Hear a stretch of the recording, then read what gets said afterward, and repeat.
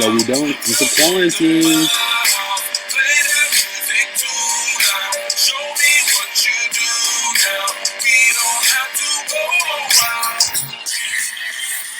We physically can't go out. This is a quarantine, you know? That was appropriate. All right. Rest of Europe. This is where we left off, right? Britain could not keep its colonial empire. I remember. I know from the last Ed puzzle, a lot of you guys probably looked up what were some of the countries that gained their independence during this time. But the two that we really want to focus on are South Africa, and India. We'll get to India a little bit later, and then we'll talk about something, a couple other things as well. All right, so my girl Margaret Thatcher. All right, growth of the welfare state. Okay, remember, a welfare state is, you're giving certain benefits to, people. They're allowing for certain welfare programs, right? Western countries begin to take more of a mixed economy approach, right? Government has more of an active and social economic role. And really, where did this come from, right? Think about the Industrial Revolution, right, and what the people had gone through, right? There was a need for government involvement, and even now, right, there's still more of a need for government involvement, right, to protect the people. Welfare does bring in high taxes, right, and that's why when some people argue, they have free healthcare in Europe and certain things like that, right? Well, it's not just free, right? You're paid for it in your taxes. Maybe you're not physically paying for it, but you're going to be paying for it in your taxes. So it does bring off high taxes. Limits must be put on the welfare state, and that's fair, because we can't just be giving everything away for free, right? And again, it's kind of going to be going with ebbs and flows, right? Just like we see in our political arena today, right? Like we see in the U.S. politics today. We go. One side has power for too long, changes it, and it goes back and forth, and it kind of corrects itself, right? So the welfare state, I guess you could say, would be more liberal, right? Trying to help the poor and the, I guess you could say, minority classes at this point. And then 1979, Margaret Thatcher comes and she reduces the social welfare, right? And again, it comes back now. Okay, now we've given the people too much. We're going to cut back on this, and make people a little bit more independent and self-reliant, right? Again, it goes back and forth, and European nations will follow the United Kingdom. So that's just a little bit of an important thing, and we'll put a pin in this and come back to it later, right? And at the same time, they're switching back to a conservative state, we're going to see that Europe is looking to unify. This is, they're going to create the beginning of a European Union, right? It starts off in 1952 with Netherlands, West Germany, Belgium, Luxembourg, France, and Italy form the European coal and steel community. What were they going to do? Trade coal and steel with each other, right? Especially in Germany, right? There's a large deposit of coal there. Steel is being produced in most of these countries, so they're going to exchange with each other. 1957, the same six countries realized, why are we just trading coal and steel? We should create this European community, which is really the beginning of the European Union, right? They were going to open up trade with each other. Eventually, they will invite other members, and this will be the beginnings of the European Union. We'll come back to the European Union again. We'll put a pin in this as well. We'll come back to the European Union, though. And it was, again, used to unify the European countries, keep them, especially economically, right? And if you even look today, the European Union, that's really what they're tied to, is economics. They're not really tied politically, right? They're all independent politically, but they all have the same currency, right? Everyone uses the euro. So economically, they're tied together. Politically, not so much. Yeah, they are aligned, but they're not united in that sense. Okay, change in Japan. Well, change in Japan is going to happen very quickly. Why? Because we occupied Japan. General MacArthur begins to change Japan. There's MacArthur and Emperor Hirohito. Remember, at the end of World War II, they actually forced Hirohito to come on the radio and admit surrender, right? Remember, people viewed Hirohito as a god, and that was kind of really disrespectful to them. If you watch the documentary, which all of you should have, that is exactly where you would have learned that, right? That Hirohito was made to be look like a human being by going out there and, speaking on the radio. All right. At this point, MacArthur forces the emperor to lose all political influence. Again, he becomes a figurehead at this point. And the major thing is they take away that godlike appearance that he had. They had to humanize him.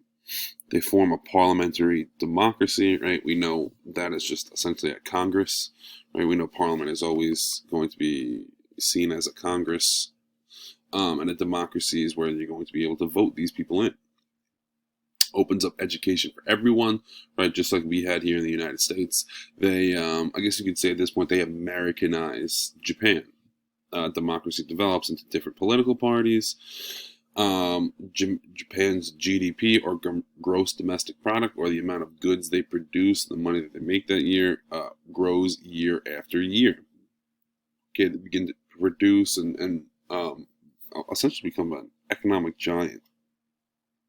With help from the U.S., Japan becomes an industrial power like Germany, right? With the access to all the materials that they need, right? Especially,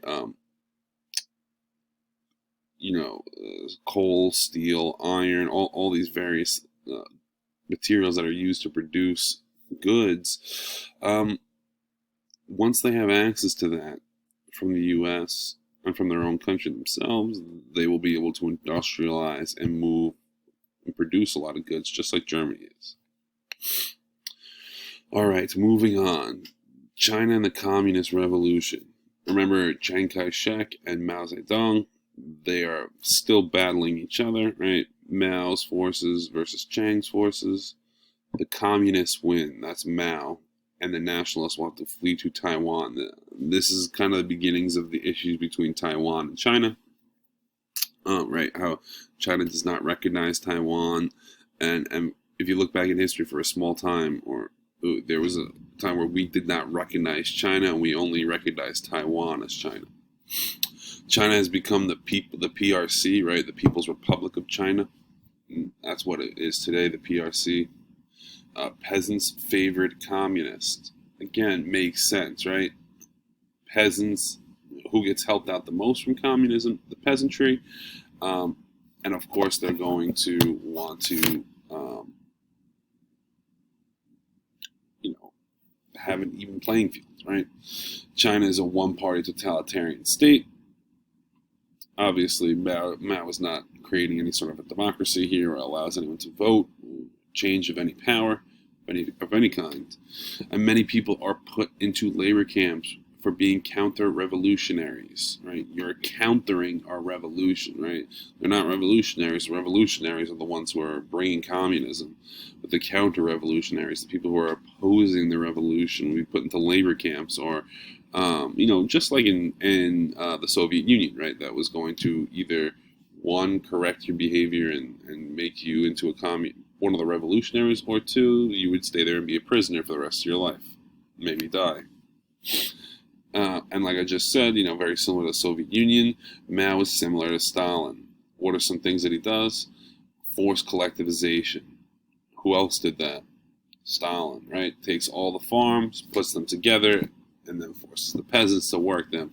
Here are our poor peasants working them here, but they're the ones who put Mao in charge. It's unfortunate.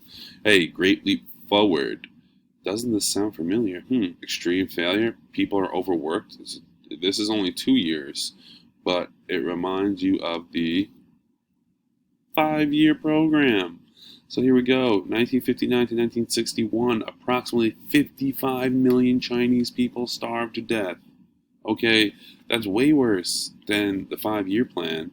Okay, so they're similar in the fact that it was basically to try to jack up the agricultural production, and really industrialize, but it was at the cost of so many people starving to death and being overworked to death.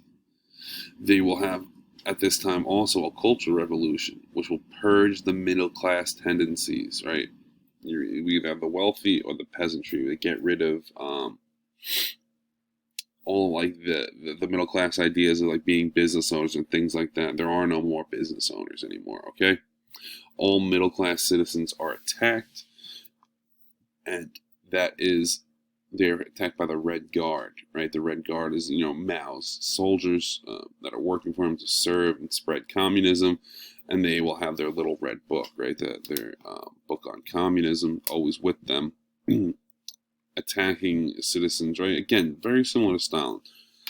Forced collectivization. A great leap forward is just like the 5-year plan.